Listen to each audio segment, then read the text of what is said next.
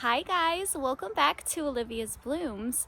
Today I'm going to give you a quick update on the cool flowers that we sowed together in a couple of my videos this late summer, early fall. And I'm going to show you how big they got before our winter comes so you can see if they're the right size and how they do. And I always think it's interesting to see how they look going into the winter and how they look coming out of it, and see if that has an impact on how well they do over winter. So I'm just going to show you around at a lot of the cool hardy annuals that we planted together, and you guys can let me know in the comments if yours are looking the same, or I'm interested to know if yours are bigger or smaller.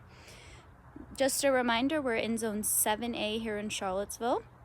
And we have a lot of flowers that can overwinter here. I feel very fortunate. And these are all cut flowers that I'm overwintering. So let's go see how they're doing. We'll start here in my raised beds in my vegetable garden, where I have several flowers I'm going to try and overwinter. Right here are the snapdragons.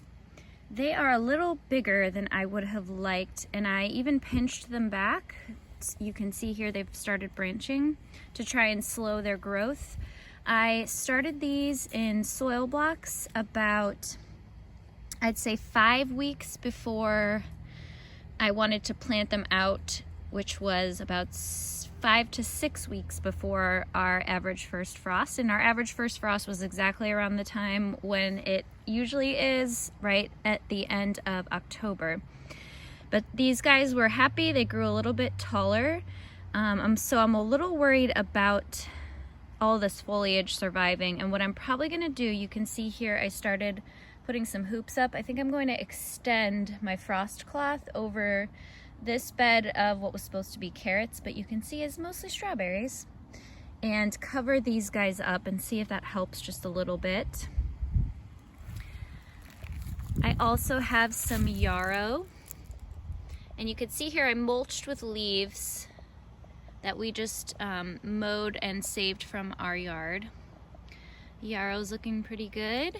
Here's a different type of snapdragon that got eaten by something. Another reason why I might want to cover these. You can see the different varieties here. I believe this is a Chantilly and this is a Potomac. I also have few ranunculus here that I must have forgotten to dig up. I thought I had dug them all up, but I clearly left some corms in the ground, so I'm letting these stay here. I have some that are more protected in our lasagna garden, if you watch that video, but I'm interested to see how these do. And I have tons of corms, so I'm okay if I sacrifice a few to an experiment. And again, I'll cover these with some frost cloth just to help. In the bed next door, I have one more snapdragon. I had an extra, but I also have some statice. My statice that I fall planted last year died, and I think it was because it was too wet. So these are smaller. The ones I planted last year, I started too early, so I learned my lesson and I started them later this year to see if they would survive better as smaller plants. But if if moisture's the problem, then these probably won't survive either, but we'll see. It was easy to sow these, and the seeds are not very expensive, so willing to try it as an experiment. And I also mulched, you can see here, with the leaves and grass cuttings. And then here I have some stock, and I've never fall planted stock here.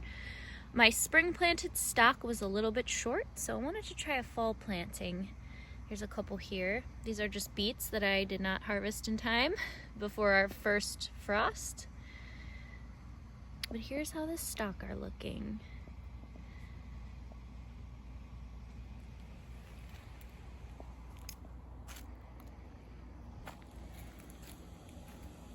Hello, Bear. You helping show our garden off?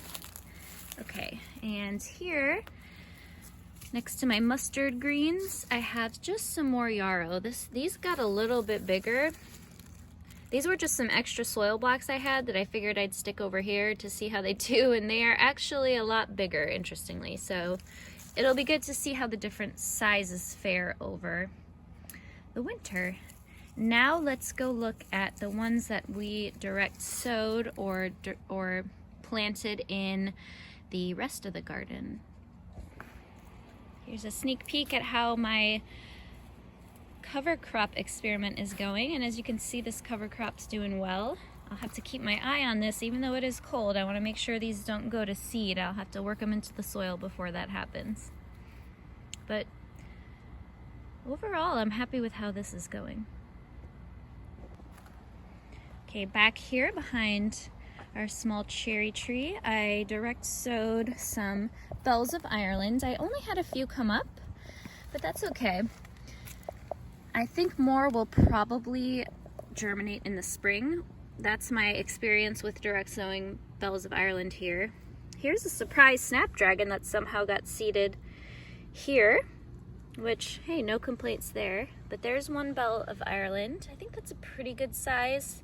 It's about what you want, maybe a little bit bigger from what I understand of watching Lisa Mason Ziegler, who is the cool flower queen. You can see I have lots of pansies that just sowed themselves all over the place, which I love. This one's growing right in the middle of the iris. Adorable. Here's another bells of Ireland, a little bit smaller, probably smaller than you want, but again, we can see how this one does in the spring. Now in this section, you might remember we direct sowed some bupleurum, and I think I didn't sow it at the right time. I think it was too hot out. I'm not sure a lot germinated. I understand they're very hard to see. I think I have just one right here. I'm pretty sure that's a bupleurum based on the color and the leaf shape, but I don't see many others. We'll see if more germinate in the cool temperatures in the spring, but not a lot of success on that one.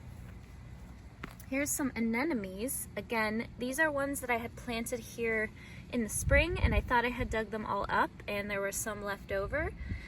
So I'm leaving this one here as an experiment. We are again in zone 7A. These are not supposed to be necessarily winter hardy here, but we rarely get those low temperatures, and so a lot of things that aren't supposed to be hardy here usually survive year after year. So I'm again leaving this here as an experiment.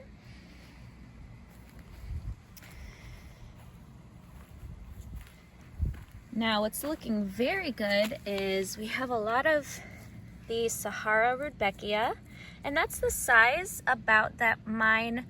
I did the Prairie Sun Rudbeckia last year. I didn't love cutting that, so I'm trying the Sahara, but this is about the same size that they overwintered, and they did beautifully at this size. There's a couple more here. The thing about Rudbeckia is they're very low growing at first, so they almost can get lost. Here's another one here. And here's another one back here, and I can tell these are Rudbeckia just by their fuzzy leaves and the leaf shape. I also had tons of Coreopsis self-sow. I had one plant and it sowed itself everywhere. So in the spring, I'll probably thin these and maybe move a couple. Now, what I was a little bummed about is this area here, I had a bunch of larkspur and it doesn't look like any self-sowed, but I think I'm still gonna be okay, and I'll show you why on the other side of my garden.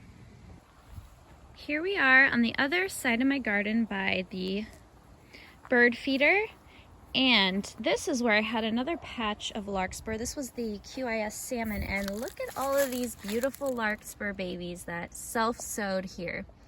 I'm so happy about that. Now, this is probably too many, but that's okay. I'm gonna let them overwinter here together where they can maybe keep a little bit more warm. And then I am going to, in the spring, move some over here to this spot, which didn't get quite as good germination, and move back to that other spot as well. And that will both thin these out, but also help them spread to areas where I want them. And those look beautiful. That looks like the perfect size to me for overwintering. Right next door, something that looks very similar, but is not. This is where we sowed all of the Nigella, and look at all this Nigella, guys. I'm so happy. Nigella notoriously self-seeds very readily. And the leaves look similar to the larkspur, but they're different. They're a little bit longer stemmed and a little bit thinner. Almost like, they look like parsley to me. But I know these are Nigella, and they did very well overwintering for me in my raised bed last year. So I'm excited to see how these do. Over here, I planted 4 and I only had 3 survive, but that's okay because again, this is an experiment. But I have the Blue Globe Echinops and they are looking great. This again looks like the right size to me for overwintering. These are hardy in our area. They're actually perennial, so I expect these should do fine. I'll be pretty disappointed if these don't make it, but these will be so fun for both cut flower fresh, but also dried arrangements. I'm really excited to use those. The last cool flower I'm going to show that we sowed together is the white finch orleia, and really happy with the results. You guys saw how easy these were to direct sow, and I have a ton coming up. I might have to spread these out as well, especially down, I'll show you in this section down here. I have a ton over here. Interestingly, this is where my Queen Anne's lace was, so part of me is wondering if some of these are the Queen Anne's lace, but they look exactly like where I sowed the white finch orleia. And sometimes I think it's fun to look up what seedlings of different plants are supposed to look like and compare and see what I have. That's part of the fun to me of growing plants and flowers. Either way though, I'm gonna have lots of beautiful white filler, so I'm very excited. So that was a sneak peek at our cool flowers at the start of winter here.